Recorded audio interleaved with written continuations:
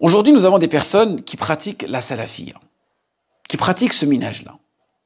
Mais ils le pratiquent dans un sens particulier. Parfois d'un sens très restreint, mahdoud. On va dire plus ou moins une salafiyya contemporaine, qui n'existe que depuis une vingtaine ou une trentaine d'années. Et cette salafiyya-là, généralement, elle est souvent sectaire. Elle comporte des points positifs, mais aussi des points négatifs. Mais le problème, c'est que dans ces points négatifs, elle commet des erreurs. Et ces erreurs-là, ils causent du tort à la salafiyya légiférée, la salafiyya shar'iyya. Par exemple, dans la croyance, on va voir que ces personnes-là ont une ouverture à l'irja. Dans le comportement, ils auront une exagération dans le tabdi'. Dans leur attitude, ils auront un excès dans la calomnie, l'agression verbale envers d'autres personnes, envers d'autres savants, envers d'autres prédicateurs, et même parfois physique. Et tout cela sous le noble nom de la salafiyya. Et c'est ce qui a commis, on va dire, et créé un déséquilibre entre cette notion shar'iyya et son interprétation contemporaine que certains pratiquent aujourd'hui.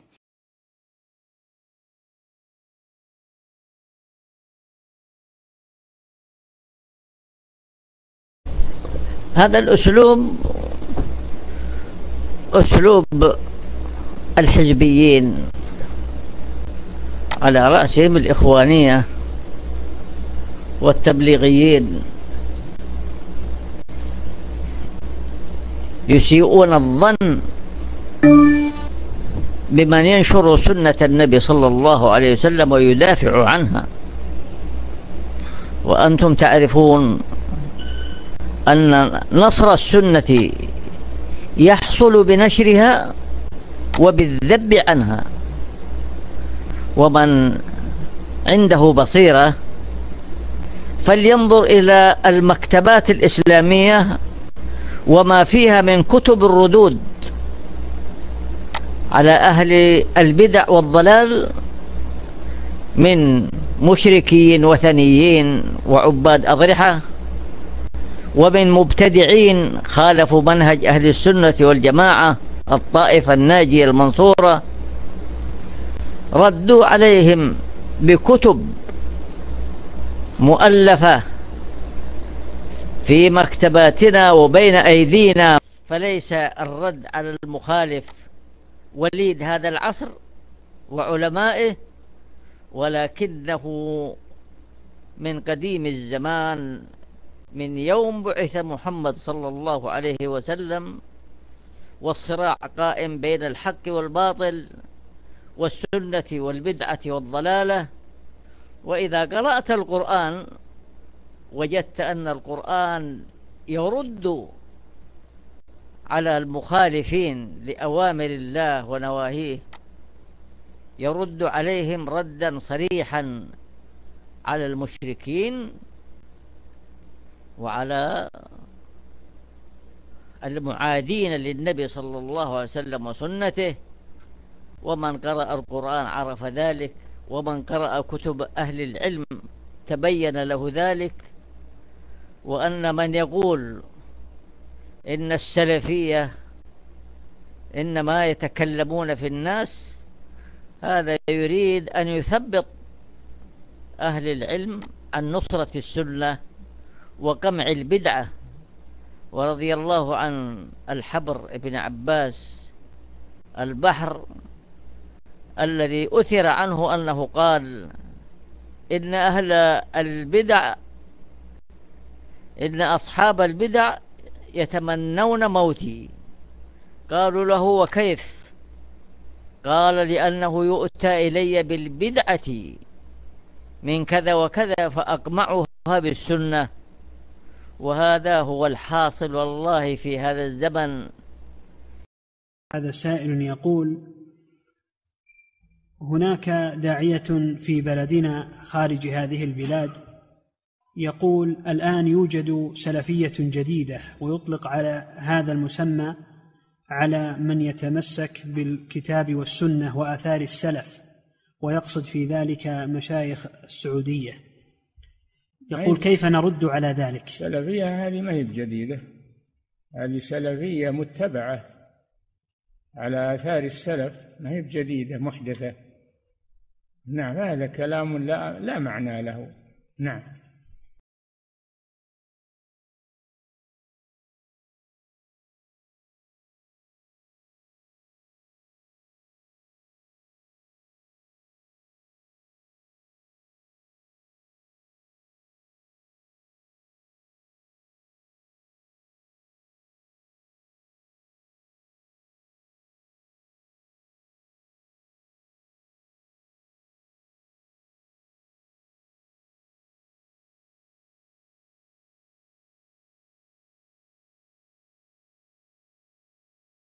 Je rappelle tout de même qu'on a un prédicateur qui a été enfermé en Arabie Saoudite qui s'appelle Soleiman Alouane, qui a dit la chose suivante, qu'il y avait une salafia contemporaine, d'après ses dires, qui était sur la voie des Mourjia, Ça, c'est les propos de Soleiman Alouane. Comme par hasard, nous voyons ce prédicateur sur la miniature de Monsieur Hamid. Et nous voyons également ce prédicateur qui a été mis en avant par l'OBS, Islam et Civilisation, #tête de clone, où il dit que Soleiman Alouane représenterait, entre parenthèses, la vraie salafia, ou les vrais salafis. C'est-à-dire que ce sont les vrais salafis selon ses dires. C'est-à-dire tous ceux qui sont sur la même mouvance que Soleiman Alouane.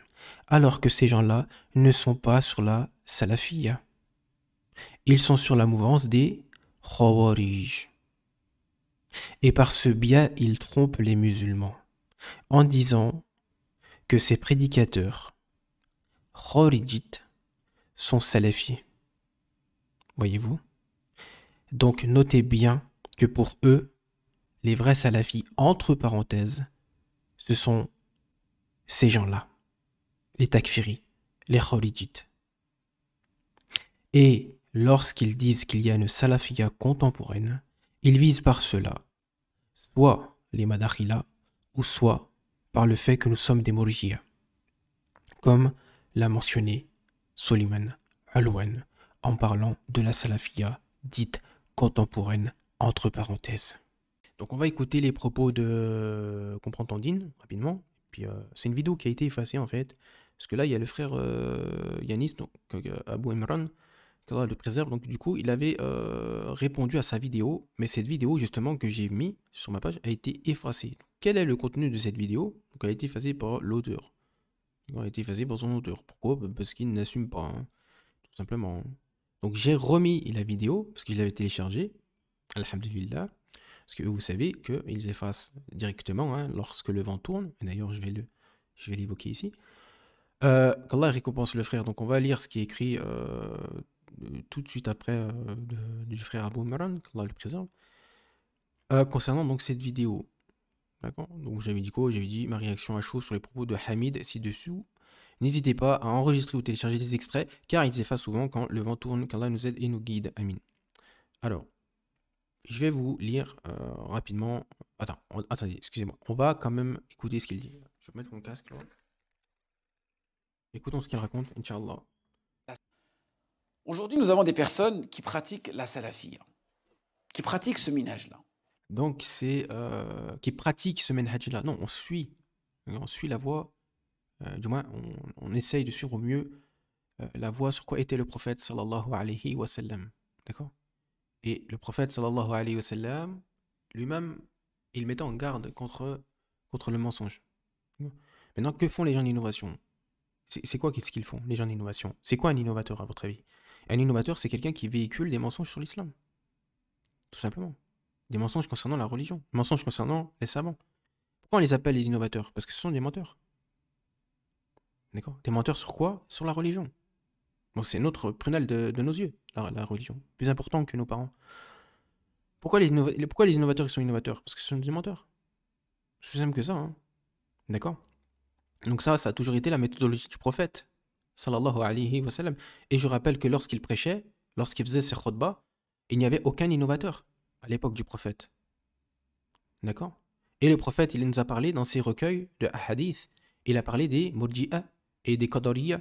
D'accord? Et il a dit, qu'est-ce qu'il a dit? Il a dit, ils ne franchiront pas les portes du paradis. D'accord? C'est un texte où il dit ça, le prophète sallallahu alayhi wa sallam. Et il a parlé des khawarij comme étant les chiens de l'enfer. D'accord? Donc il a parlé sur les adeptes de l'innovation. Certes, oui, ils étaient bien moins nombreux, et même lorsqu'il prêchait dans sa mosquée, il n'y avait aucun, je dis bien aucun adepte des gens de l'innovation. D'accord? Mais ça a toujours été la méthodologie du prophète. La Safiya, c'est sur quoi était le prophète. D'accord? Mais lui, le prophète, il mettait en garde contre les khawarij, il mettait en garde contre les murji'a, il mettait en garde contre la qadariya, etc. Ça, c'est dans les textes, dans la hadith. D'accord? Sallallahu alayhi wa sallam. Les tabi'in, pareil. D'accord? Les tabi'in, pareil. Hassan al-Basri, il n'a pas mis en garde contre Wasil ibn Atta, le fondateur des Mu'tazilites. Il a mis en garde contre lui, d'accord? Ahmad, il n'a pas fait des livres de mise en garde, de réfutation, contre la Jahmiya, contre les Ash'arites, etc., etc. Il a fait des réfutations, d'accord? Mais aussi pas écrit mise en garde, ça reste quand même, le contenu, c'est de la mise en garde. Là, après tout moment où tu fais une réfutation, c'est de la mise en garde. De la mise en garde contre l'erreur. De la mise en garde contre le mensonge. D'accord? Donc ça a toujours été la méthodologie du prophète, sallallahu alayhi wa sallam.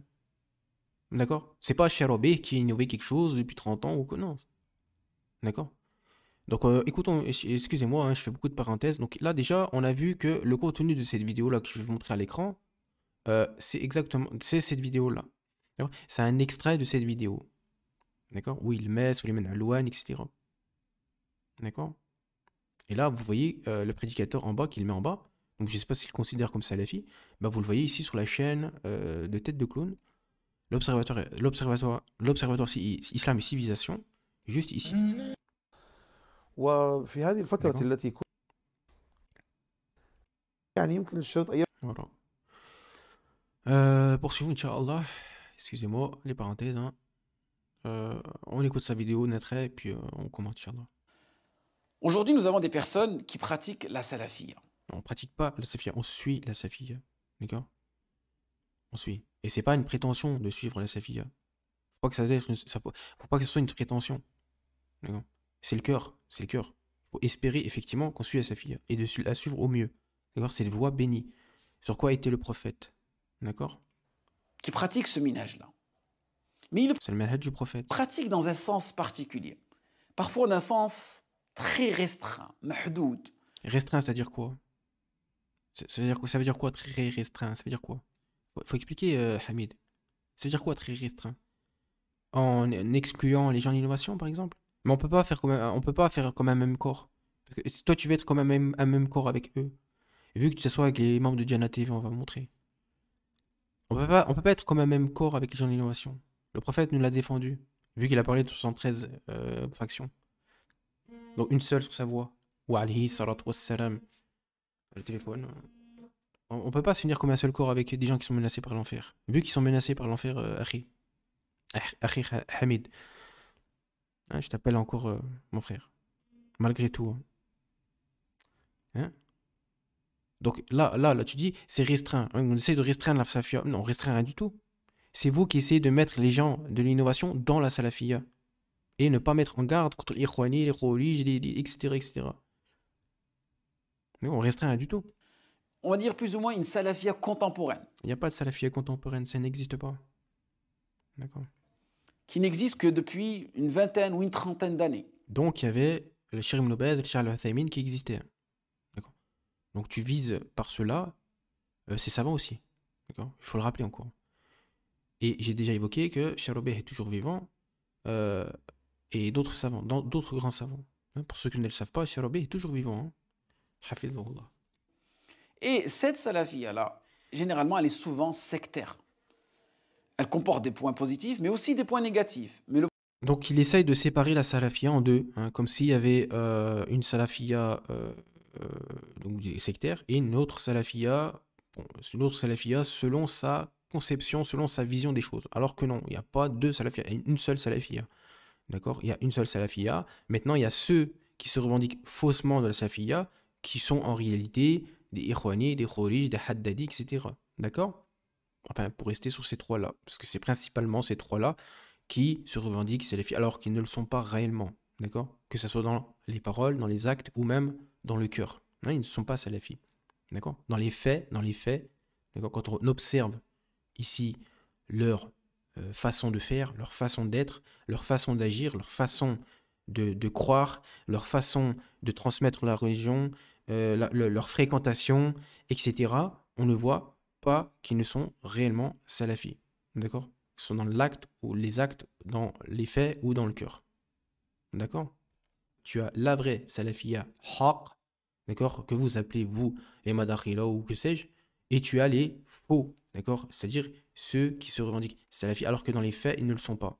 C'est aussi simple que ça. Hein. Le problème, c'est que dans ces points négatifs, elle commet des erreurs. Et c'est Oula, t'as beaucoup réfléchi, hein. Il y a eu un suspense là. Hein. elle commet des erreurs. Vas-y.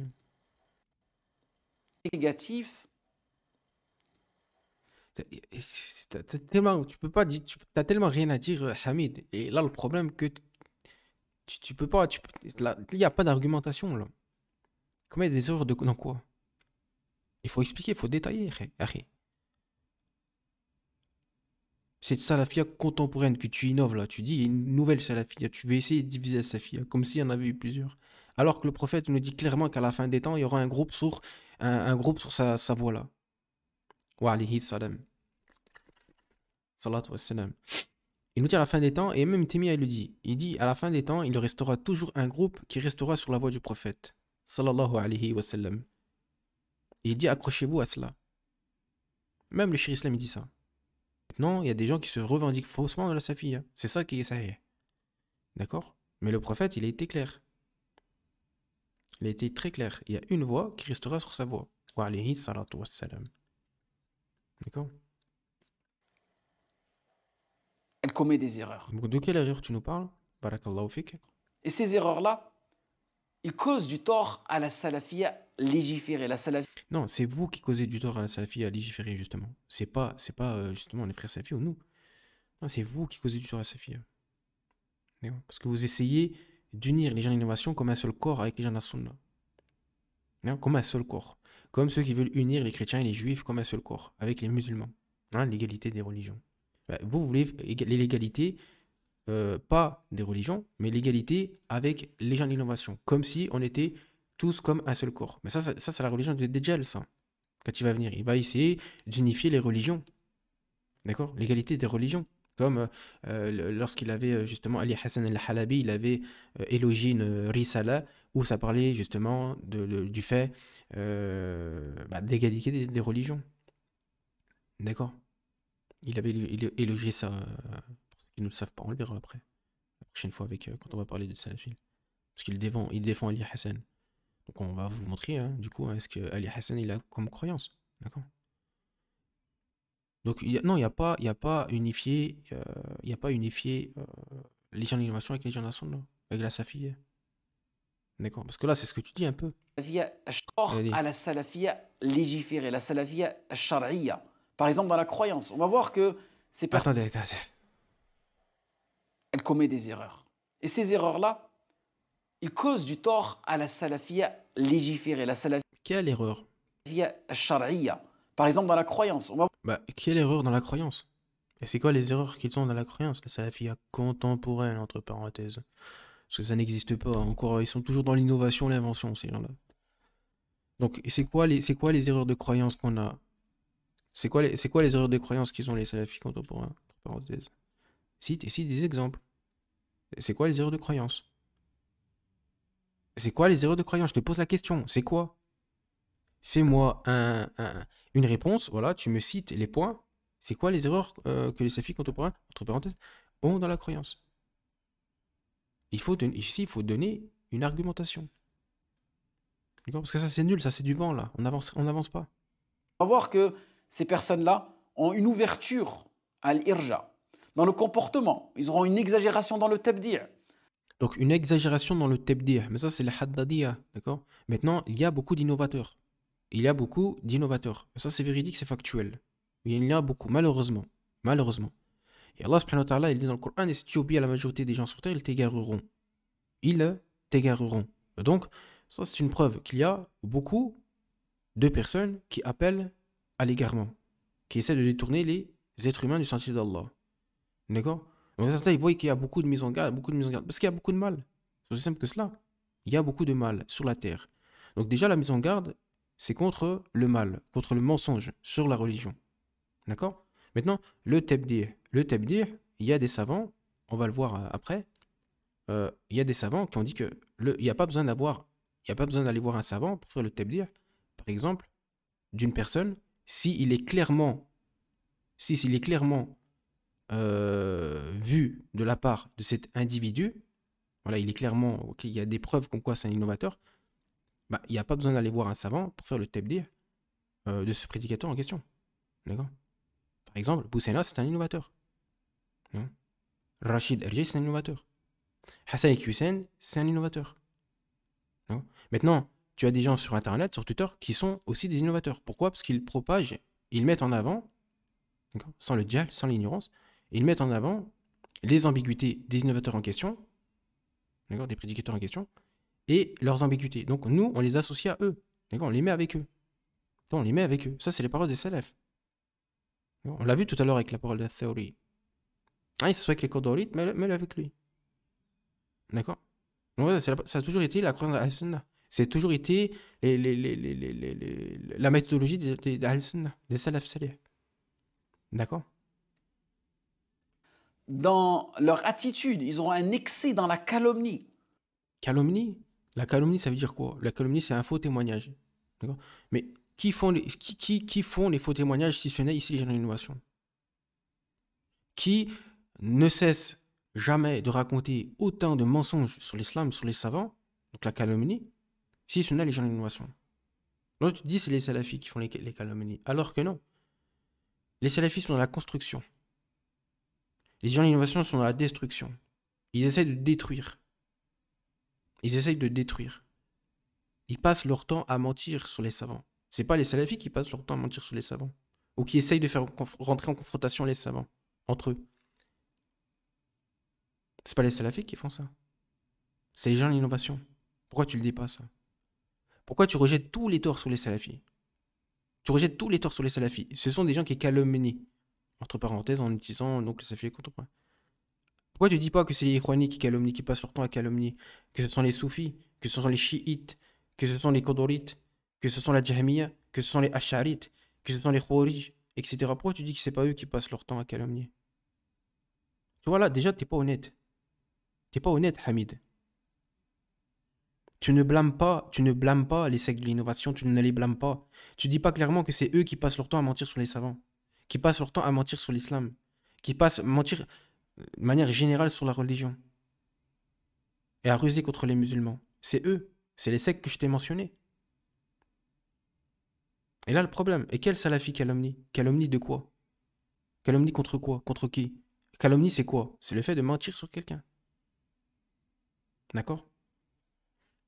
Donc les salafis ne font pas ce genre de choses. L'agression verbale envers d'autres personnes. L'agression verbale, c'est-à-dire des gros mots, la grossièreté, c'est prohibé par l'islam. C'est interdit. D'accord? D'insulter la mère, etc., etc. Donc si quelqu'un qui le fait, c'est qu'il a un problème de comportement. Ok, mais il n'y a pas de problème. Le comportement, il faut toujours essayer de l'arranger.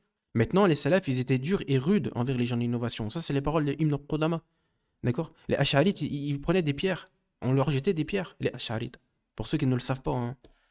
L'imam Shafi'ite faisait partie des imams des 4 écoles qui étaient l'un des plus durs envers les gens d'innovation. D'accord? Il faisait preuve de rudesse, de dureté envers les gens d'innovation. D'accord? Pour qu'ils reviennent aussi également, Inch'Allah. Naam. Donc ici, quand tu parles ici de trucs verbal, donc tu parles du comportement. D'accord? Du comportement. Mais le salafi, il n'est pas parfait. Dans tous les cas. Il n'est pas parfait. Et ça, c'est la parole de salaf encore qu'il disait ça. Le musulman lui-même n'est pas parfait. L'islam est parfait. Mais le musulman ne l'est pas. C'est pareil pour le salafi. Ça, c'est Al-Albani, excusez-moi, qui avait dit ça. Le salafi, la salafiyya est parfaite, c'est la voie bénite. D'accord? Mais le salafi, lui, ne l'est pas. D'accord? Donc, le comportement, certes, il y a des gens, voilà, peut-être éventuellement, voilà, ils ont des problèmes de comportement. Mais c'est quoi un mauvais comportement selon vous? Est-ce que c'est parce que moi, pour moi, le pire des comportements, c'est le mensonge. C'est pas ce que tu dégages à travers ton visage, le sourire, le truc. Non, c'est pas ça le bon comportement. Oui, c'est important d'avoir le sourire, de faire preuve de rahma quand c'est dans des moments adéquats, appropriés. Oui, ça fait partie du bon comportement. Mais le bon comportement, c'est aussi mettre en garde contre le mensonge, faire preuve de rudesse contre les gens d'innovation, faire preuve de dureté envers les ennemis de l'islam. C'est ça aussi le bon comportement. D'accord? Détester pour Allah, ça fait partie du bon comportement. Avoir de l'aversion pour Allah, ça fait partie du bon comportement. Le fait de détester ce qu'Allah déteste, ça fait partie du bon comportement en islam. D'accord? La conception bonne du bon comportement en islam. Pas la prétention de oui, non, le bon comportement, c'est juste ceci, cela. Non. Il y a un bon comportement selon l'islam. L'amour selon l'islam. L'amour selon l'islam, c'est aussi détester et avoir de l'aversion pour Allah. D'accord? On doit détester pour Allah les choses qu'il n'aime pas. Ça, c'est un bon comportement. Vis-à-vis de qui? De sa majesté. Allah subhanahu wa ta'ala. Maintenant, si tu vises par cela le mauvais comportement, les grossièretés, les vulgarités, mais effectivement, faut pas le faire, faut pas le dire ça. Faut pas utiliser des vulgarités, etc. D'accord? Après, il n'y a rien de mal à dire un tel c'est un idiot, hein, c'est un idiot, hein, il est stupide, c'est un vicieux, parce que les savants qui l'ont déjà utilisé ces termes-là. D'accord? Mais par parcimonie, dans des moments bien appropriés. D'accord? Par exemple, cher Moqbil, il me semble que c'est cher Moqbil ou cher Robé, cher Moqbil, il me semble. Il dit celui qui traite son frère de wahhabite, soit c'est un ignorant, soit c'est un déchet vicieux. D'accord? Celui qui dit qu'un tel c'est un wahhabite, soit c'est un ignorant, soit c'est un déchet vicieux. D'accord? Un déchet vicieux. Voilà. Donc de quoi tu parles? C'est quand tu parles du comportement. Et je rappelle encore que Iblis, il préfère l'innovateur qu'au pécheur. D'accord? Il préfère l'innovateur qu'au pécheur. Et ça, c'est Ibn Taymiyyah qui l'avait rapporté, où il disait que Iblis il préfère le soufi hérétique qu'au pécheur. D'accord? Il préfère l'innovateur, parce qu'il parlait des soufis, hein, dans son Majma al-Fatawa. Il dit qu'il préfère le soufi hérétique, innovateur, que le pécheur. D'accord? Que le pécheur, ou celui qui a des troubles de comportement. L'innovateur, il est encore plus détesté auprès d'Allah que celui qui a un mauvais comportement. D'accord? Après, attention, il faut avoir un bon comportement aussi. Parce que là, les mauvais comportements, ça fait fuir la safia aussi. Hein. D'accord? Mais ça, c'est pas une preuve, ça. Hein, pour dire que non, finalement, il y a sa vie. Bon. Il faut voir le comportement des gens d'innovation aussi. Et le pire du comportement, c'est le mensonge. Hein? Ou de mentir sur la religion d'Allah, de manière générale, ou sur les savants. Ça, c'est le pire du comportement, ça. Envers d'autres personnes, envers d'autres savants, envers d'autres prédicateurs. Qui a un mauvais comportement envers les savants? La Haddadiyya? Hein, on a vu hein, avec... vous voyez, il y a un Haddadi sur Internet qui se faisait passer pour un salafi qui s'appelait Jérémy, qui disait que Mohammed bin Hadi, Hafidhullah, était un zindaq, un pervers, un hérétique. Il me semble qu'il avait dit, un pervers. Donc comme ça, ils se mettent comme ça à insulter les savants. Et ça, c'est qui le font, ça? C'est la Haddadiyya. D'accord? Oui, ils se mettent à insulter comme ça, sans raison, notre frère, effectivement. Salafi. Ah. Ça, c'est la Haddadiyya, ça. On n'est pas concerné par ça. Ils auront une excès dans la calomnie. Donc, calomnie, donc quoi? Je sais pas de quoi il parle ici. L'agression Qui ment sur les savants? verbale envers d'autres personnes, envers Ça, on l'a répondu. d'autres savants, envers d'autres prédicateurs. Donc, mentir sur les savants, le manque de respect sur un savant, bon, ça, je sais pas de quoi il parle exactement, de quel salaf il parle. Envers d'autres savants, envers d'autres prédicateurs. Ok. Et même parfois physique. Physique, ok. Bon, l'épreuve, c'est quoi? Et tout cela. Donc, manque de respect envers les prédicateurs, manque de respect envers les savants, et physiquement, donc du coup, les salafis, entre parenthèses contemporains, physiquement, ils atteindraient donc aux savants. Hein. Voilà ce qu'il dit, dans sa vidéo. Voilà.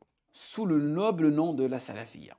Et c'est ce qui a commis, on va dire, et créé un déséquilibre entre cette notion shar'iyya et son interprétation contemporaine que certains pratiquent aujourd'hui. Donc son interprétation contemporaine, donc là on n'a absolument rien compris là où ils veulent en venir, parce que déjà on ne pratique pas la salafiyya, on suit la voie salafiyya, hein, d'accord. tout en espérant, alhamdulillah, parce qu'on craint tous l'hypocrisie, on craint tous l'égarement, tout en espérant que nous sommes, alhamdulillah, bien guidés sur cette voie-là, hein, et en s'efforçant de rester le plus conforme et fidèle à la voie laissée par le prophète sallallahu alayhi wa sallam. Hein. Donc, qui est salafiyya, la voie salafiyya. Non. Donc, voilà, hein, voilà ce qu'il dit. Globalement, à la fin, qui est comme quoi il y a des salafis qui ont une autre interprétation, entre parenthèses, de la voie salafiyya, mais par quoi ils visent derrière le fait qu'ils ont une autre interprétation, on n'a pas de détails. Oui, on n'a pas de détails. Donc il parle surtout par rapport à la mise en garde, ici on a vu, par rapport au fait qu'ils calomnient les prêcheurs ou des savants, bon ça c'est pas nous, ou le fait qu'ils atteignent physiquement à des savants, bon apparemment c'est ce qu'il dit, ou des prêcheurs, ça c'est pas notre cas. Et puis, qu'est-ce qu'on a entendu d'autre là? Ces personnes-là ont une ouverture à l'irja. Dans le comportement, ils auront une exagération dans le tabdi'. Dans leur attitude, ils auront un excès dans la calomnie, l'agression verbale envers d'autres personnes, envers d'autres savants, envers d'autres prédicateurs. Et même parfois physique. Et tout cela, Donc voilà, hein, physique, hein, donc du coup. sous le noble nom de la salafiyya. Et c'est ce qu'il y a. Donc peut-être qu'il parle de la haddadiyya, peut-être c'est possible. Parce que là j'ai l'impression qu'il parle de la haddadiyya. En tout cas, on se reconnaît pas dans son discours. Hein. Alors, Inch'Allah Ta'ala, je vais vous lire ce qui est écrit sur ma page. Et on va lire les propos du frère Yassine. Yanis, excusez-moi. Yanis Abou Imran. Donc le post a été supprimé, donc c'est la vidéo qu'on vient de voir. C'est exactement la même ambiguïté véhiculée par les Ikhwani avec qui j'ai discuté la dernière fois. Ceux qui ne veulent pas clairement nous traiter de Madakhila, les plus résidents d'entre eux, vont dire qu'il y a une salafia contemporaine, entre parenthèses. Ce qui est totalement faux. D'accord? Il y a la voie de la Haddadiyya et la voie de la Safiyya. D'accord? Il y a la voie des Ikhwani et la voie de la Safiyya. Il y a la voie de la Safiyya et la voie des Khawarij. C'est tout. Maintenant, eux qui se disent salafi ou pas, ces gens-là qui sont en réalité Haddadi, Ikhwani, Khawarij, bah, c'est leur problème à eux. Parce que dans les faits, ils ne sont pas salafis. D'accord? Dans les faits, ils ne le sont pas. Je pense qu'on l'a clairement dévoilé, hein, juste avec cette vidéo. Hein. Donc, personne n'a oublié ta fréquentation avec Jana TV. Donc, je vous ai dit que la dernière fois, il traînait avec Jana TV. D'accord? Donc, il n'a jamais mis en garde contre Jana TV. D'ailleurs, je n'ai jamais vu Hamid mettre en garde contre les Ikhwani, contre certains prédicateurs égarés de France, quoi. D'accord? Et je rappelle que, je vais vous montrer, Inch'Allah, il appelle aux instituts en France, comme s'il y avait un avenir en France. Je vais vous montrer, Inch'Allah. Donc je dis quel salafi calomnie les savants, parce qu'il dit les salafis calomnient les savants. Ok, mais quel salafi calomnie les savants? La Haddadi, alors, faut citer la Haddadiyya, faut pas dire que c'est les salafis. D'accord? Faut dire que c'est la Haddadiyya qui fait ça. Faut pas dire que c'est les salafis. D'accord? Qui se disent salafi ou pas, en réalité c'est un Haddadi. D'accord?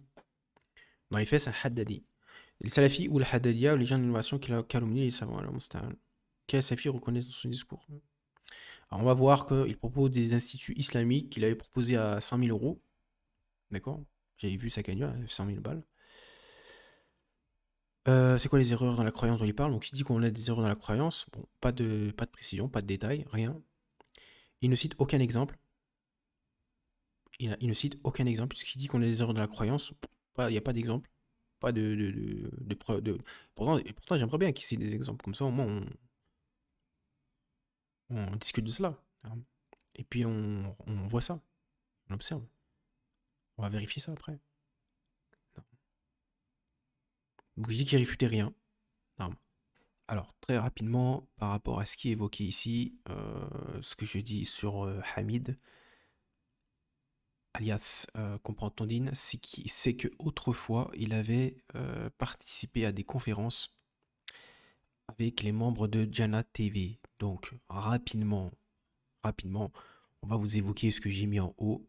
Donc ici, vous avez Azamet, qui est cet individu-là, je ne sais pas si vous le voyez, qui est un membre de Jannah TV, qui avait autrefois mis en avant At-Tarifi. D'accord. Donc on a Soufiane Abou Ayoub, donc Soufiane Abou Ayoub, qui est ici, d'accord, membre de Jannah TV, pareil, qui est sur la mouvance des Haddadi et des Ikhwani. Pourquoi il est sur la mouvance des Haddadi? Tout simplement parce qu'il avait critiqué certains savants, d'accord, certains savants de la Sunna, qui les avait critiqués et qui avaient également critiqué certains salafis. D'accord? Et il y a des preuves de cela. Il y a des preuves de cela. Si vous voulez, on vous mettra, si ça vous intéresse. Il y avait un frère qui a mis en garde contre lui, contre les ambiguïtés qu'il avait écoutées, qu'il écoutait du coup, et qui avait relevé vraiment des choses qui n'allaient pas. D'accord? Donc Soufiane Abou Ayoub, Sami Al-Athari, pareil, qui met en avant Ali Hassan Al-Halabi. D'accord? Je ne sais pas si vous connaissez, si vous voulez, on vous montre rapidement, c'est qui Sami Al-Athari. Entre autres, qui travaille avec les membres de Jannah TV. Donc il faut faire attention parce qu'ils se disent Athari, mais en réalité ils ne le sont pas. Hein. D'accord? C'est comme un prédicateur que j'ai vu sur le net, sur Twitter, qui se dit Nejdi, entre parenthèses, Maliki Nejdi. Non, mais il n'y a pas de Maliki Nejdi. D'accord? Ça n'existe pas, ça. D'accord? Ça n'existe pas. Il n'y a pas à dire oui, je suis Nejdite. Oui, je suis Maliki Nejdite. Non, il n'y a pas je suis Nejdite Maliki. D'accord?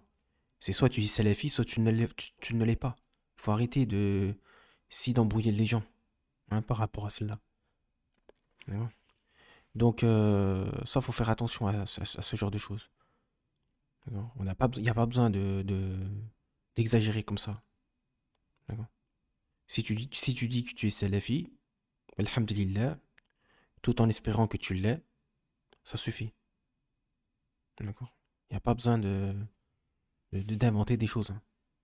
Donc ici, Reda. Donc, Reda, le problème, c'est qu'il a des tendances ikhwani et qu'il a du laxisme. Il s'assoit avec eux, c'est-à-dire les ikhwani. D'accord? Donc Reda, il est ici. D'accord? Reda Abou Taymiya. Mohamed Nadir, je pense que j'ai pas à vous le présenter. Ash'ari Sofi. Et Hamid, bien évidemment, qui est ici. D'accord? Et pendant le 8e jour, justement, du Ramadan, il avait participé justement à leur programme. Donc, que fait Hamid dans cette liste-là? D'accord? Donc ça, c'était justement autrefois lorsque j'avais posté ça.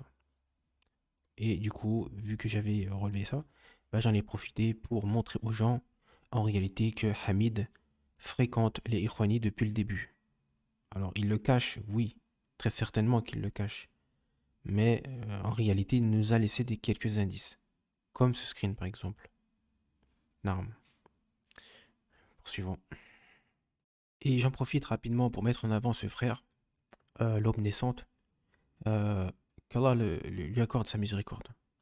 Qu'Allah lui accorde le bien ici-bas et dans l'au-delà. Qu'il te protège de tout type de mal. Qu'il vienne des hommes ou des djinns. Qu'Allah subhanahu wa ta'ala te maintient sur la foi. Qu'Allah subhanahu wa ta'ala t'accorde une bonne fin.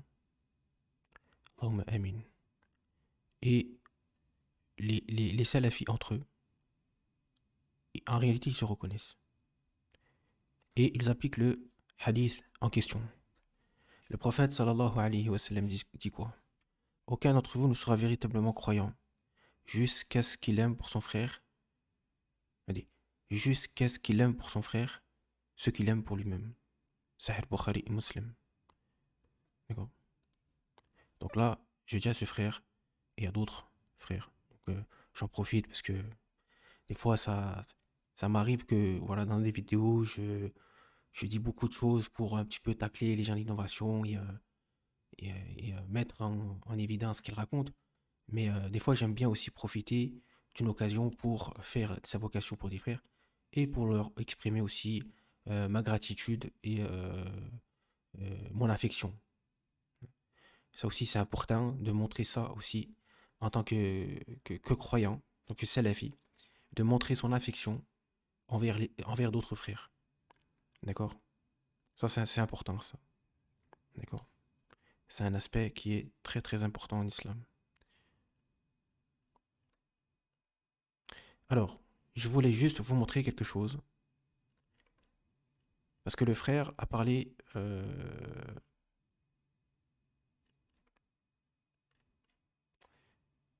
Alors, est-ce que c'était ce tweet-là? Donc en fait, Yanis Abou Imran a tout déjà recentré. Parce que là, ce qui est écrit là, ça vient du frère l'aube naissante. Donc on va voir ce qu'il dit.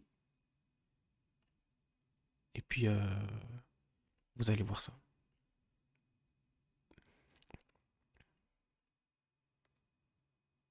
Ah, d'accord, donc il y a aussi les frères du Anti-Khawarij. Vous allez le voir parce que en fait, il y a le frère Yanis Abou Imran qui a tout recensé et qui a justement relevé les paroles du frère l'aube naissante. Donc à tout de suite. Parce que je pensais que au final, il y avait d'autres paroles, mais ici, il a plutôt bien recentré les paroles que le frère l'aube naissante avait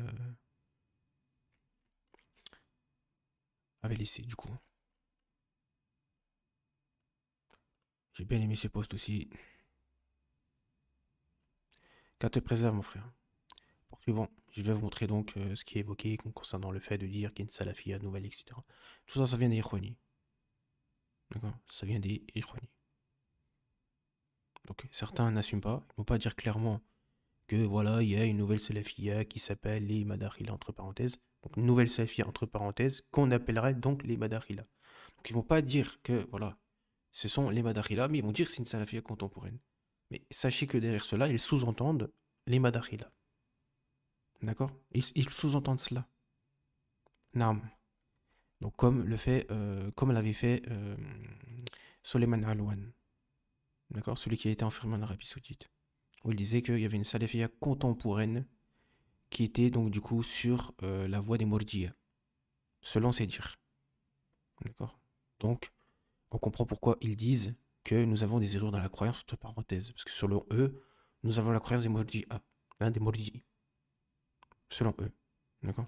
Donc quand on essaye de leur dire, ouais, ok, ben, c'est quoi, au final, ce que toi tu dis, les erreurs dans la croyance, les salafis ont des erreurs dans la croyance, salafia contemporaine, ce Hamid, ce qu'il dit, faudrait lui poser la question, de quoi tu parles?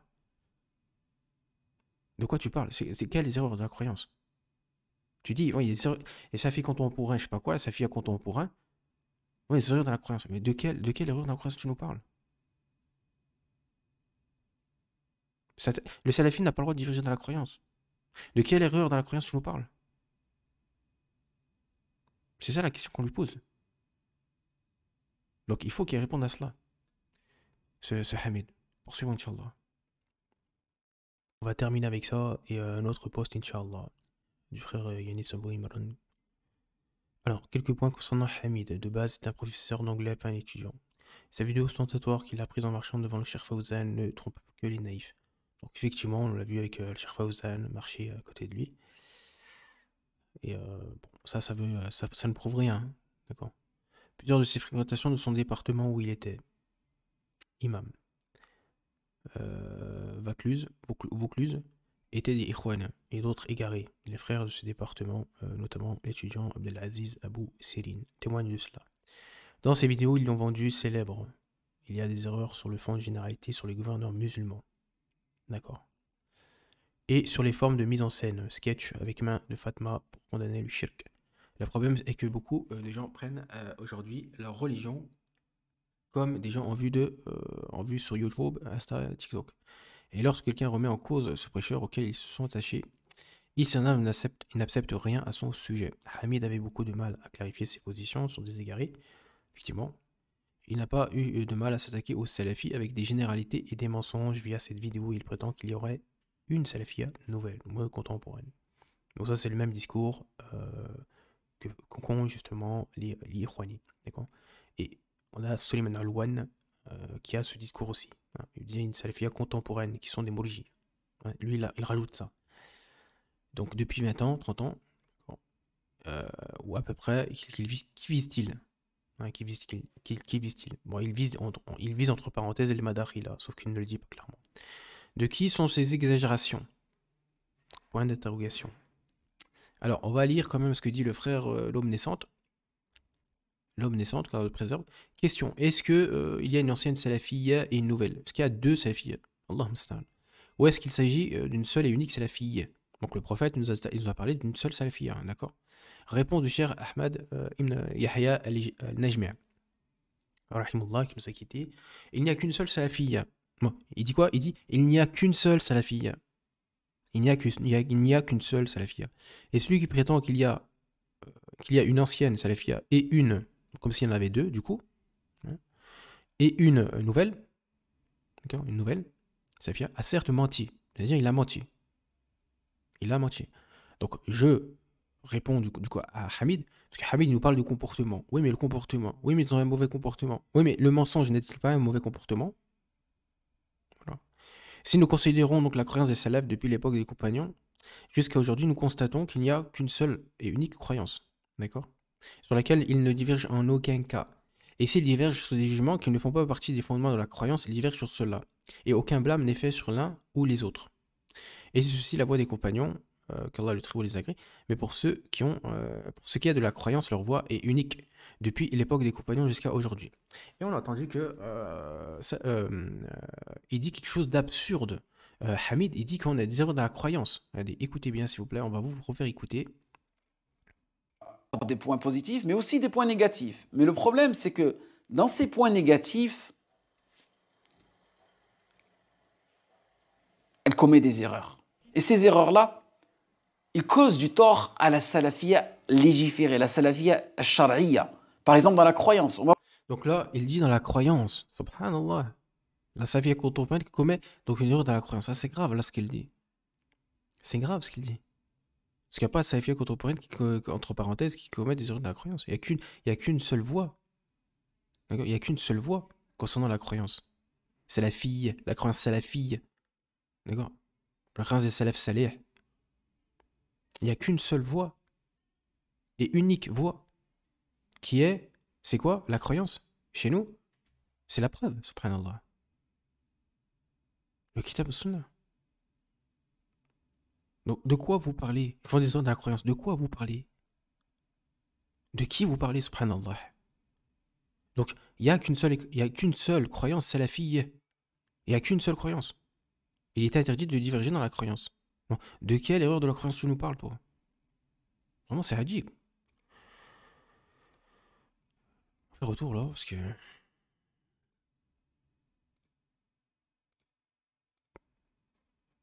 Attendez, on va remettre directement. Donc, on reprend les propos. Attendez, parce qu'il y a quelque chose qui... God te préserve, mon frère.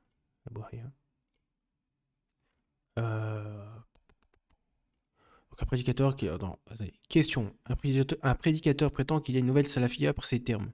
Il désigne ceux qui s'attachent au Coran et à la Sunna et les narrations des salafs. Et il vise par cela les chiites d'Arabie Saoudite. Comment répondre à ceci? Réponse du Cheikh Fawzan. La salafiyya n'est pas une chose nouvelle. D'accord, donc il le réfute ici. C'est une salafiyya qui suit les narrations des salafs. Elle n'est pas nouvelle. Ceci est une parole qui n'a aucun sens. Donc, quand il dit qu'il y a des erreurs dans la croyance Hamid, de quoi il parle? Est-ce qu'il parle ici par rapport à la croyance du gouverneur, les hauts gouverneurs? De quoi il parle? Il faut qu'il dise c'est quoi? C'est quoi l'erreur en question dans la croyance? Que les avis contemporains auraient... Est-ce qu'il parle,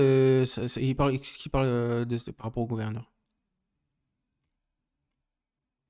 Faudrait lui poser la question, hein, parce que là, il s'est piégé en fait. Il s'est vraiment, il s'est tiré une balle dans le pied, hein, avec sa vidéo. Hein. Parce que là, il parle de croyance. Il dit ils font des erreurs dans la croyance. Une salafiyya, du coup, il fait des erreurs dans la croyance. Allah musta'an. Comme si les salafis faisaient des erreurs dans la croyance, alors que non. D'accord? Nous, on est clair hein, par rapport à notre croyance. Hein. D'accord? Que ce soit dans l'invisible, la croyance par rapport à l'invisible, et les croyances liées à notre religion. D'accord? On se base sur les textes, sur les preuves.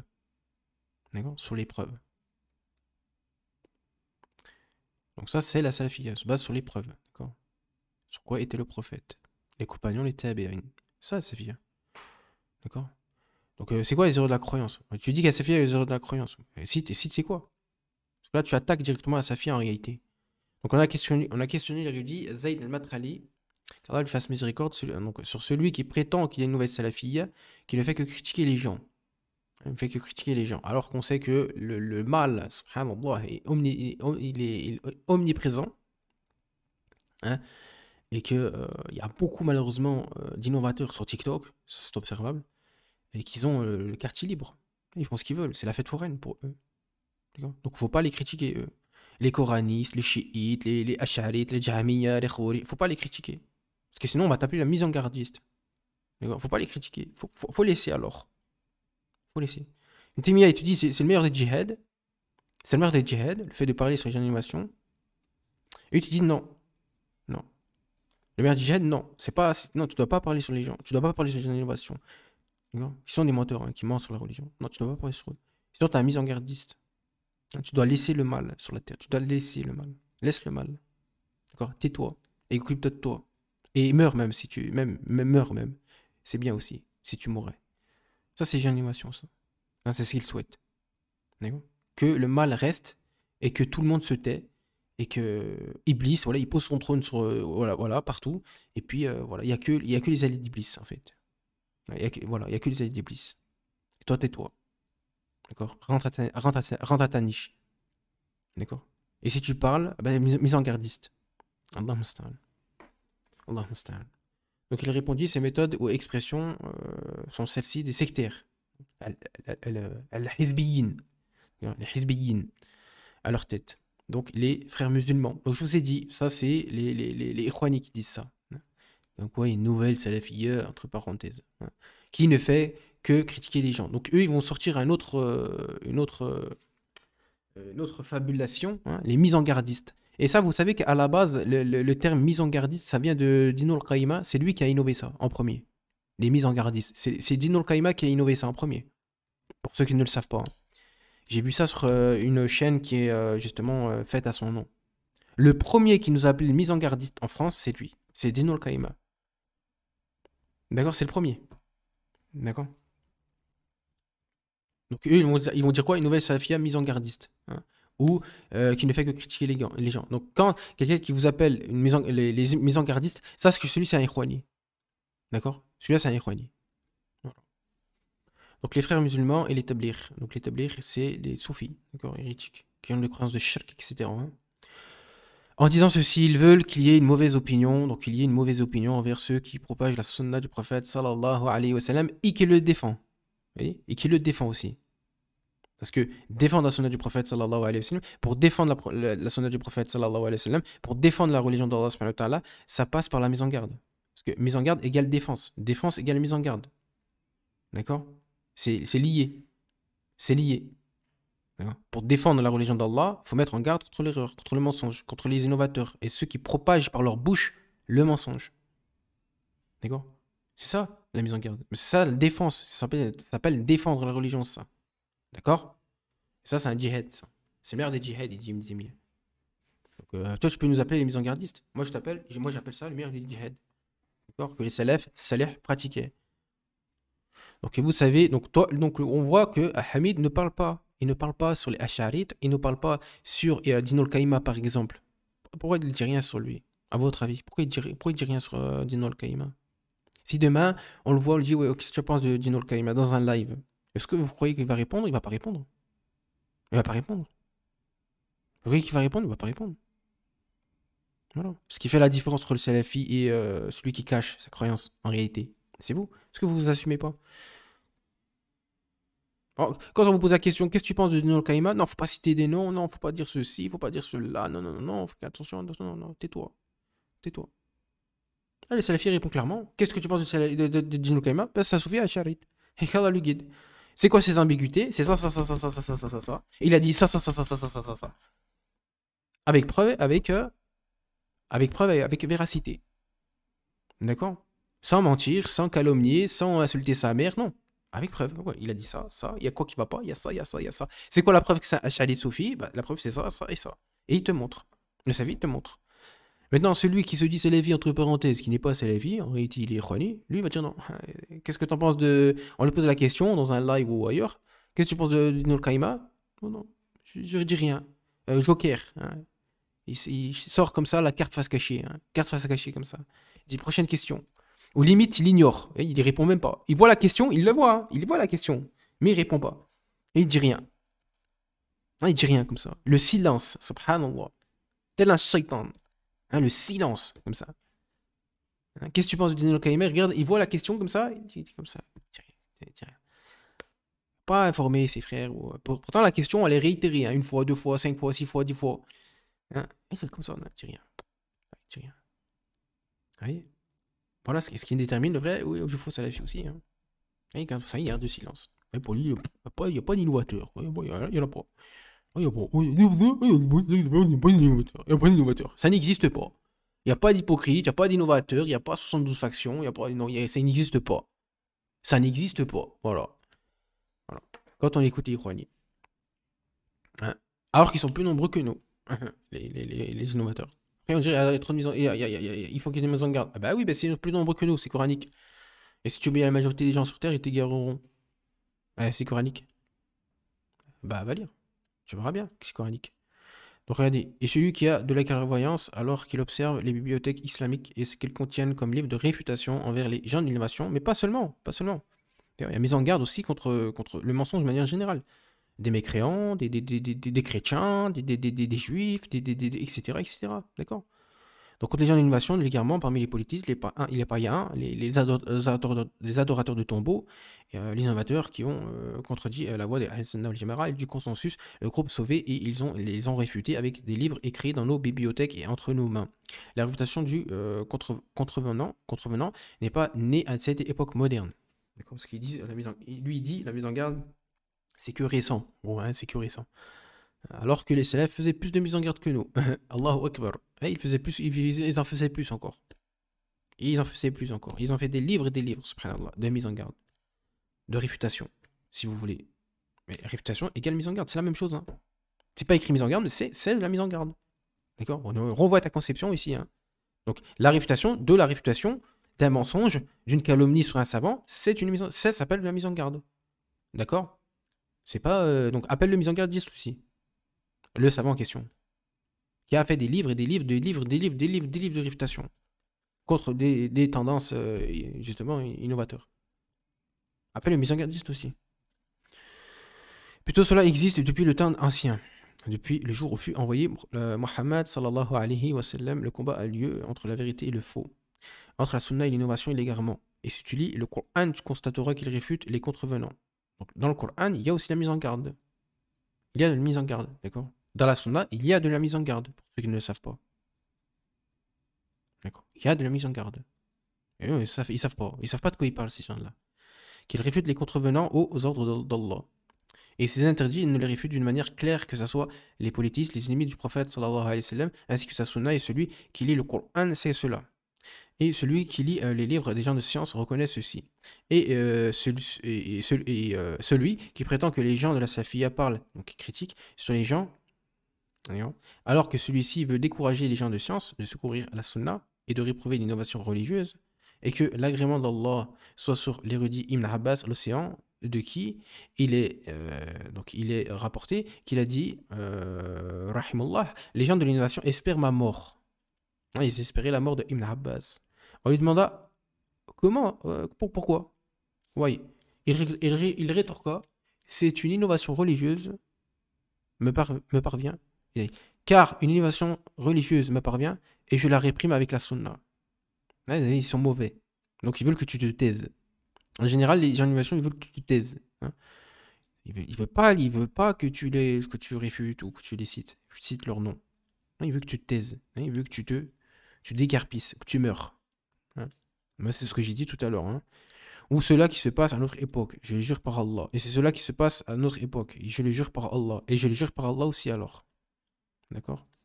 Rahimullah, Ibn Abbas. Radiallahu anhu, excusez-moi. Donc il a raison. Donc c'est qui a mis ça? Allah mabarik. Donc poursuivons, Inch'Allah. Voir s'il y a d'autres choses. Et les Sabou Imran. Déviant les machir sont encore plus véhéments pour condamner. Ouais, c'est ça en plus. C'est que les chirs, j'ai vu des salafs qui traitaient de chiens collab. Ils traitaient de chiens. D'accord? Les acharites qui se faisaient caillasser.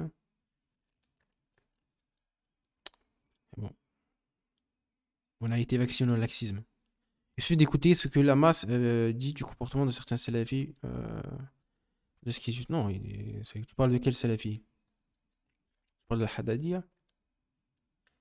Et le comportement, c'est pas une preuve, ça. Un mauvais comportement, parce que c'est pas un salafi. Donc c'est pas un salafi parce qu'il a un mauvais comportement. Oui, mais par quoi tu appelles toi déjà? C'est quoi ta conception du mauvais comportement? C'est quoi ta conception déjà toi-même du comportement? Les salafs eux-mêmes disaient non, on marie pas nos sœurs ici aux gens d'innovation. D'accord? Et on leur passe pas salem. Donc si toi, ça pour toi c'est un mauvais comportement, bah, remets en question le comportement des salafs alors. Aussi également éventuellement. D'accord? Vous disiez que l'imam Malik, ça c'est l'imam Malik qui disait on leur passe pas le salem et on marie pas nos sœurs aux gens d'innovation.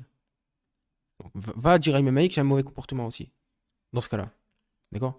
Vu que vous avez une vision tronquée du comportement. Parce que le mensonge pour vous, c'est pas un mauvais comportement pour vous. Ou le fait d'unifier les gens de la sunna avec les gens d'innovation comme un seul corps, pour vous, ça c'est pas un mauvais comportement, ça pour vous. Hein?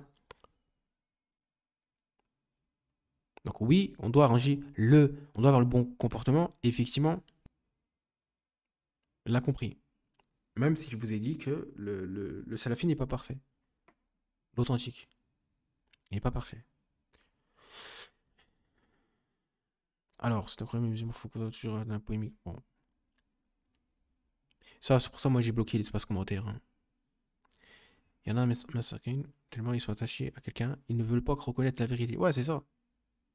Ils sont attachés à la personne en fait. Les propos, les preuves. Tout est rempli de jalousie. Mais quelle jalousie? C'est une jalousie, c'est un amour en Allah. C'est la jalousie pour Allah. C'est la jalousie pour Allah. Qu'est-ce que tu racontes? C'est que de l'amour. Il a un bon comportement. C'est ça le bon comportement. Parce qu'il aide les musulmans à se préserver contre l'erreur. Ça, c'est un bon comportement, ça. Donc, attendez, je vais vous montrer, Inch'Allah. J'avais laissé un post. Donc, on va voir le comportement des gens d'innovation. Hein. Les salafs envers les gens d'innovation, hein, parce que ce frère a fait un post bénéfique. Donc, on a demandé au cher Ahmad Nejmer, y a-t-il une salafia ancienne ou une salafia nouvelle?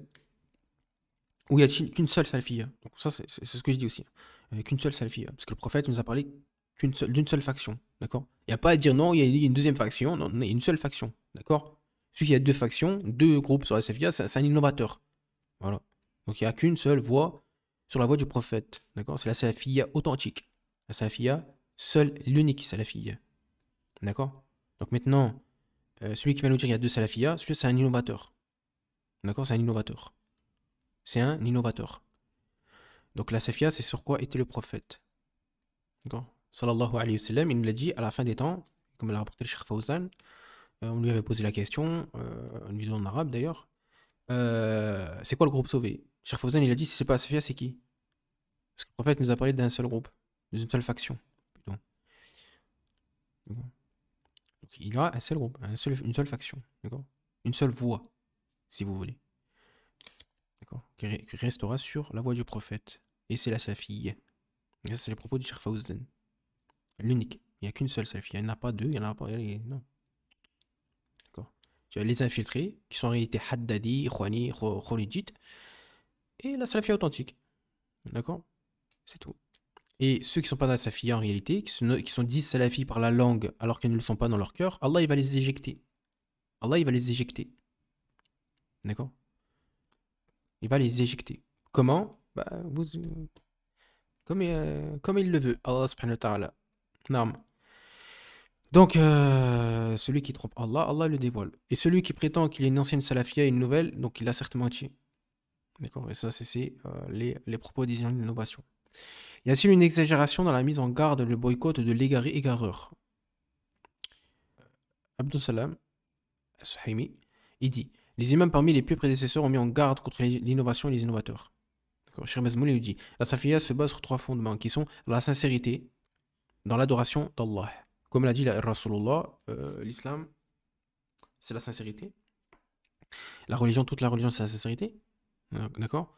Donc c'est pas le fait de connaître par cœur la science du hadith, de connaître le Coran par cœur, connaître la langue arabe par cœur, connaître ceci, connaître cela, ceci, cela. Non. L'adoration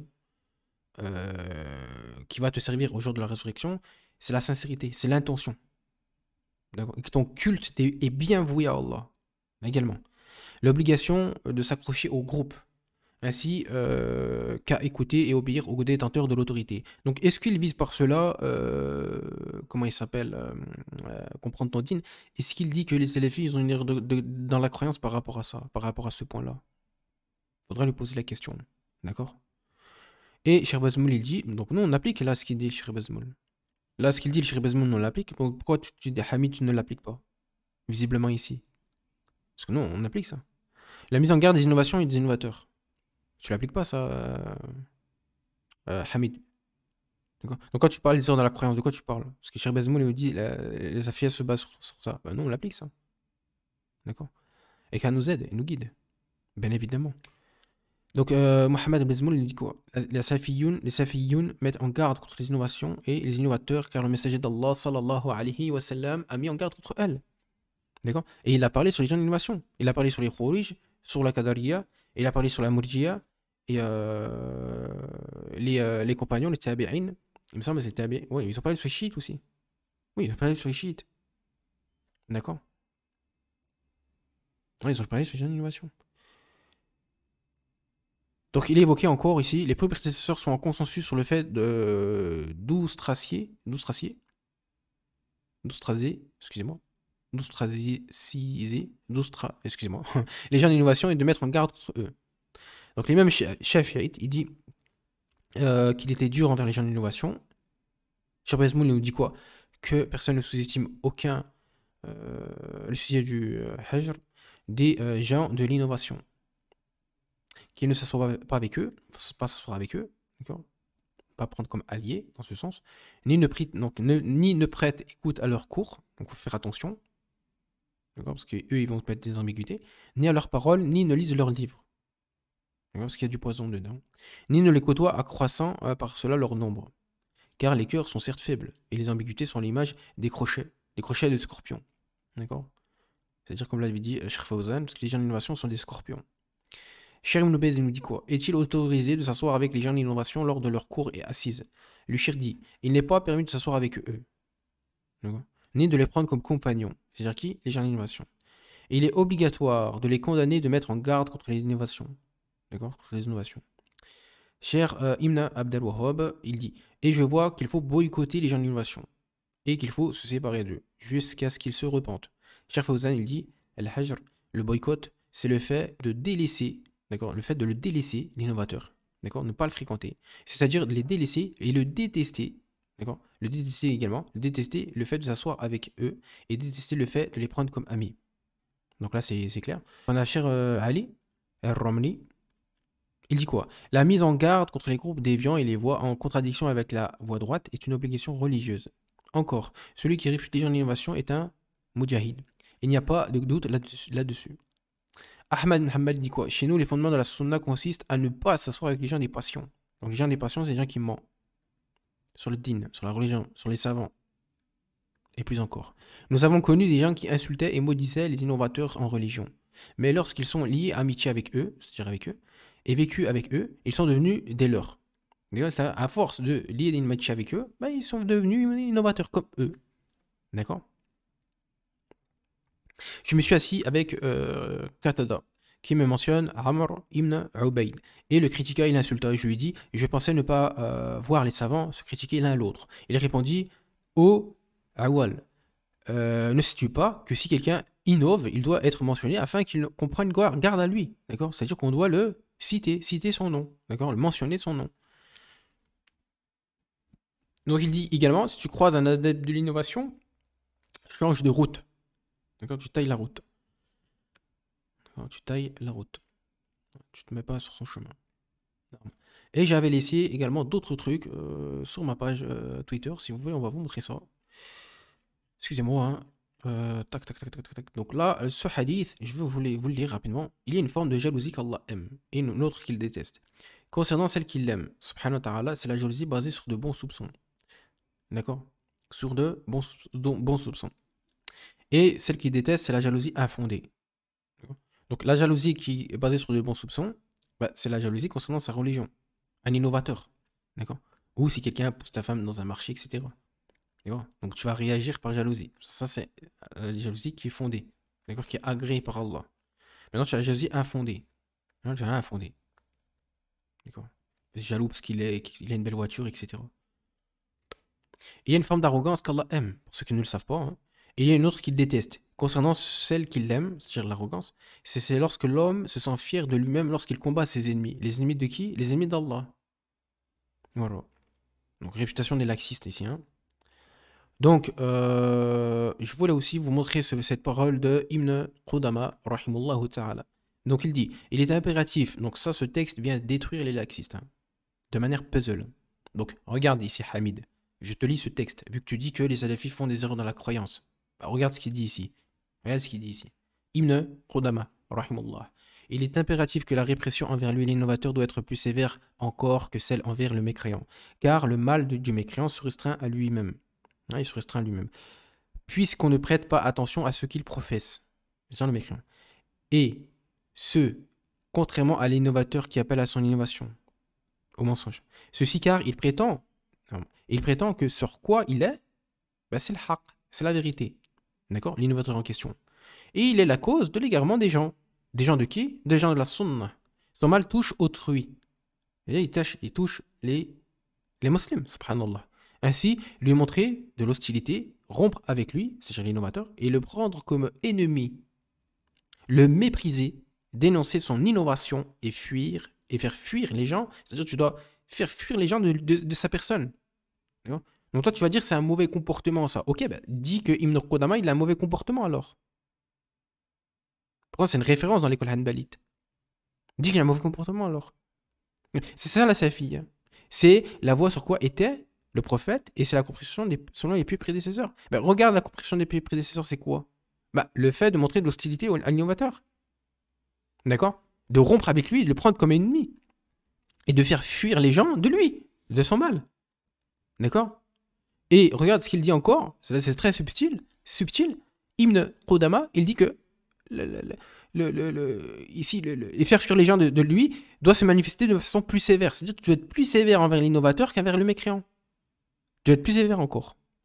D'accord? Parce que le mécréant, peut-être forcément, il ne combat pas l'islam. Donc tu n'as pas à être sévère envers lui, au contraire. D'accord? Parce qu'il ne combat pas l'islam. Et même s'il combat l'islam, tu dois être moins sévère envers lui qu'envers l'innovateur, parce que l'innovateur, il se cache dans l'islam. Donc tu dois être plus sévère envers lui encore. D'accord? Envers l'innovateur qu'envers l'impie qui attaque l'islam. Et l'impie qui ne combat pas l'islam, tu ne dois pas le combattre. Donc tu ne dois pas être sévère envers lui. D'accord? Tu ne dois pas mettre en application le texte ici, s'il ne te combat pas. Maintenant, l'innovateur, il combat en réalité l'islam. Donc tu dois faire preuve de plus de sévérité envers lui qu'envers l'impie. Ça, c'est les paroles de qui? Ibn Qudama. Ibn Qudama. Donc, là, quand tu dis, oui, ils ont des problèmes dans la croyance, dans ceci, là, oui, leur comportement, etc. Oui, mais c'est quoi tu parles de quoi quand tu parles du bon comportement, du mauvais comportement? Quelle est ta conception toi-même du mauvais comportement? Si pour toi, ça s'appelle du mauvais comportement, bah, dis que Ibn Qudama, il avait un mauvais comportement alors. Va au bout de ta pensée. D'accord? Parce qu'il dit ça, il dit quoi ici? Ibn Qudama, il dit, regardez, l'innovateur, il est la cause de l'égarement des gens. Hein? Son mal touche autrui. Ainsi, lui montrer de l'hostilité, rompre avec lui. L'imam Malik dit, on ne doit même pas marier nos sœurs avec eux. Les gens d'innovation. On ne doit même pas marier nos sœurs. Le prendre pour ennemi, les mépriser, dénoncer leur innovation et faire fuir les gens de lui doit se manifester de façon plus sévère. Voilà. Alors, petit bonus, Inch'Allah, une vidéo que j'avais observée de lui. Donc la vidéo qui s'intitule « Et si j'arrêtais YouTube ?» Donc j'ai vraiment cru qu'il allait arrêter YouTube quand j'ai regardé la miniature. Puis au final, quand j'ai regardé le contenu, je me suis dit « Oula, mais qu'est-ce qui se passe ?» C'est pas ce qui est en accord avec le titre, ce qu'il dit dans la vidéo.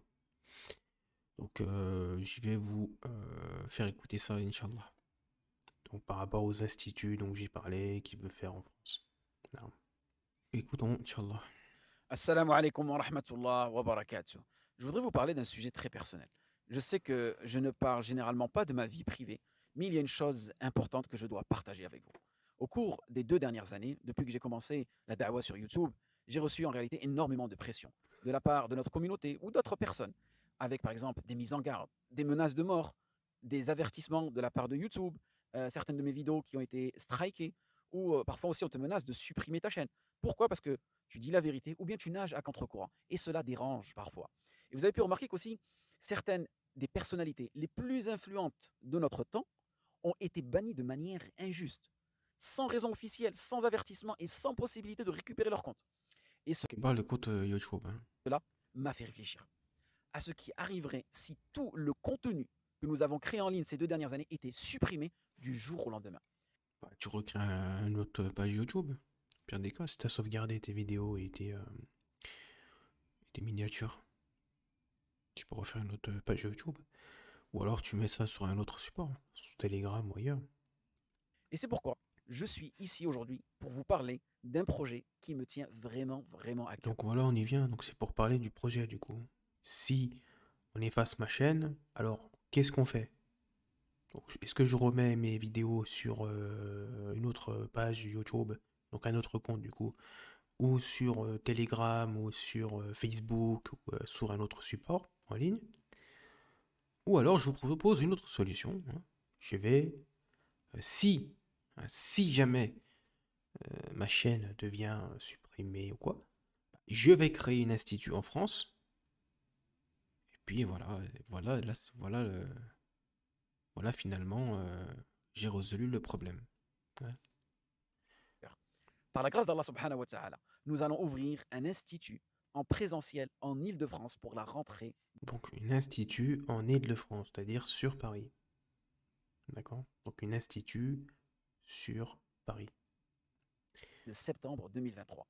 Et dans cet institut, on pourra, par la grâce d'Allah subhanahu wa ta'ala, enseigner la langue arabe, le Coran. Donc enseigner la langue arabe. Et les sciences religieuses. Les sciences religieuses, le Coran. Cet institut sera pour toi, pour moi, une sadaqa jariya qui profitera à tous les musulmans francophones qui souhaitent apprendre et comprendre leur religion. Il s'agira d'un héritage perpétuel pour nous, pour nos enfants et même nos petits-enfants. Et donc, il est de notre responsabilité de propager cet héritage prophétique. Donc, il dit ça, donc j'avais vu comme quoi il avait fait... est-ce qu'il y a toujours... Donc c'est toujours là, vous voyez, donc il avait lancé au mois d'avril. Avril-mai, bon ça fait un mois environ. Justement, il a récolté la somme suivante pour créer un institut, donc du coup, sur Paris. Pour cela, nous avons besoin dans un premier temps de 100 000 € pour couvrir... Donc au début, il dit, si j'arrêtais YouTube, donc en guise de titre, il dit, ouais, voilà, si, voilà, ma chaîne, elle est supprimée, etc., on fait comment? On fait comment? Du coup, on fait comment? Est-ce que je reposte mes vidéos sur une chaîne? Ou alors je reposte mes vidéos sur un Telegram? Ou alors je reposte mes vidéos sur un autre support? Non. Ça, c'est pas une solution. La solution, c'est, si ma chaîne viendrait à être supprimée, du coup, la solution, c'est que je vais créer un institut, non? Puis vous allez me donner de l'argent, non? Pour que je fasse un institut sur Paris, en Île-de-France. Pour assurer mes arrières quand même, parce qu'on sait jamais. Si ma chaîne, elle devient... Voilà, si ma chaîne est supprimée, on sait jamais. D'accord? Donc, le lien est dans la description. D'accord? Et le lien est dans la description. Donc, envoyez l'argent, s'il vous plaît. Parce que je crains que ma chaîne soit effacée. Donc, s'il vous plaît, on va faire un institut. Hein, on va faire un institut en Île-de-France. Et puis voilà. Les frais de démarrage de cet institut. Mais ensemble, cet objectif est facilement atteignable. Donc, je sollicite votre générosité. Et vous savez que notre communauté, la communauté de Mohammed sallallahu alayhi wa sallam, est la communauté la plus généreuse du monde. Allahu Akbar. Donc, il suffirait par exemple que 1000 personnes donnent 100 € et ça y est, nous y sommes. Et si vous ne pouvez pas donner 100 €, donnez tout ce que vous... Donc, une fois, il avait demandé de l'argent aussi pour des caméras, du matos, vous voyez. Pour du matos. Pour du matos, c'était pendant le Ramadan dernier. D'accord, il avait fait un live, justement, où il a fait une cagnotte. Bon, je crois qu'elle était à 20 000, 30 000 environ. Et du coup, et voilà, c'était simplement pour améliorer, dit-il, améliorer la qualité de ses vidéos. Voilà. Bon, c'est ce qu'il a dit. Vous pouvez. Et si vous Et pouvez... là, c'est pour faire une institut en France. Un institut islamique en France. Donc, je vais répondre à cela, hein, concernant le fait de faire des instituts ou construire des mosquées en France, qui, selon moi, est complètement inutile. D'accord? rien donné, n'hésitez pas aussi à partager ce projet. Et par la grâce d'Allah subhanahu wa ta'ala, enfin, un institut en présentiel verra le jour pour la rentrée de Donc, en Île-de-France, 2023. Et n'oubliez pas ce que nous a dit Allah subhanahu wa ta'ala. لَن تَنَالُوا الْبِرَّ حَتَّى تُنْفِقُوا مِمَّا تُحِبُّونَ. Vous n'atteindrez la vraie piété que si vous faites largesse de ce que vous chérissez. oui, mais là, on est hors contexte ici. Tout ce dont vous faites largesse, Allah subhanahu wa ta'ala le sait certainement bien. Donc, Est-ce que Allah subhanahu wa ta'ala, il veut qu'on finance une institut sur Paris pour les musulmans? Ou alors Allah, il veut que les musulmans évacuent la France? Qu'ils partent de la France? Qu'ils fassent la hijra, par exemple. Est-ce qu'Allah, il veut que le musulman, le salafi, il reste en France? Non, et qu'il éduque sa femme et ses enfants en France, en restant en France ici. Par exemple sur Paris, qui est la ville de... Vous savez ce que j'en pense, hein, de tous les fléaux. Est-ce qu'Allah il souhaite cela pour le salafi, pour son avenir? Est-ce qu'il souhaite que le salafi reste en France, sur Paris, avec sa famille, etc. Est-ce qu'Allah il souhaite cela? Non. Allah et son prophète, ils souhaitent quoi par rapport à nos personnes? C'est que, dans un avenir proche, nous allons dans un pays musulman pour apprendre notre religion, préserver notre foi, préserver notre croyance. Ils n'en veulent pas des salafis. Ils n'en veulent pas. Et on a vu la dernière fois que lorsque j'ai parlé de des instituts en France, toutes les instituts, il n'y en a pas une seule qui sont sur la sunna. Il n'y a pas une seule institut en France qui est sur la sunna. Et bien même si elle serait sur la sunna, elle sera enfermée, c'est-à-dire elle sera fermée sur le champ. Parce que les autorités ne veulent pas. Ils ne veulent pas d'institut sur la sunna. C'est la fille. Ils en veulent pas de ça, eux. Ils en veulent pas d'institut comme ça en France. Ils en veulent pas. Il y en a, ils comprenaient pas que je disais que la France était incompatible avec l'islam.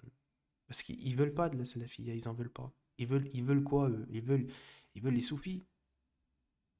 Ils veulent les ikhwanis. Si t'es un ikhwani, ok. Tu peux venir avec nous, actuellement. D'accord. Là, ils laissent la mosquée. Ouais, ils te laissent la mosquée. Mais une institut sur la sunna, si vraiment elle est sur la sunna, en plein Paris en plus, crois-moi qu'elle va pas tenir, elle va pas faire long feu, hein. Ah, moi, c'est moi qui te le dis. Donc, une institut sur Paris, voilà. Donc, on n'appelle pas à la hijra. On demande pas aux musulmans d'investir, garder leur argent pour faire leur hijra, parce que leur argent qu'ils donnent là pour construire des instituts sur Paris, ils peuvent s'en servir pour faire la hijra, justement. Et puis, on a vu, la dernière fois, j'ai parlé des instituts en France. J'avais parlé justement de l'Institut Al-Razali en France, sur Paris, la grande mosquée de Paris, qui enseigne la aqida, la croyance de la Jahmiya. D'accord, c'est factuel. Et il y avait même quelqu'un qui travaille là-bas qui s'appelle Halal Al-Kwani. Alors que j'ai déjà vu. D'accord, que j'ai déjà vu. Visuellement. D'accord. Et qui est, soi-disant, malikite. Mais qui a la croyance de la Jahmiya. La croyance des Ash'arites. De aqida, de croyance. Et il travaille dans l'Institut Al-Razali.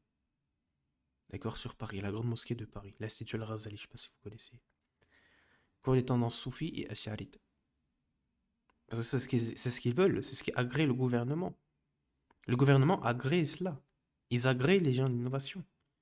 Donc, tu vas faire une institut. Ok, on va te donner, les frères ils vont te donner 100 000 balles. Là, ils vont te donner 100 000 euros. Mais ces 100 000 euros, pourquoi tu fais pas une institut dans un pays musulman? Au pire des cas. Pourquoi en France? Eh bien, tu vas mettre 100 000 balles dans un institut. Tu vas peut-être t'efforcer, voilà, être sur la sunna, etc., etc. Si on dit vraiment qu'il veut faire une institut sur la sunna, en plein Paris en plus. Mais tu crois qu'elle va durer combien de temps ton institut? Ils vont te la fermer en 2-2. En 2-2, ils vont te la fermer, ton institut. Khayr Karim. Bon, voilà, je voulais réagir à cela et KNOZ, c'était vraiment quelque chose que je voulais ajouter dans la vidéo. Bon, après, voilà, chacun a sa propre opinion. Moi, je vous appelle pas à faire des instituts ou à construire des mosquées en France. Je vous appelle à surtout faire votre avenir dans un pays musulman. Voilà, pour le bien-être, pour votre bien-être et pour préserver votre foi. Wassalamu alaikum wa rahmatullahi wa barakatuh.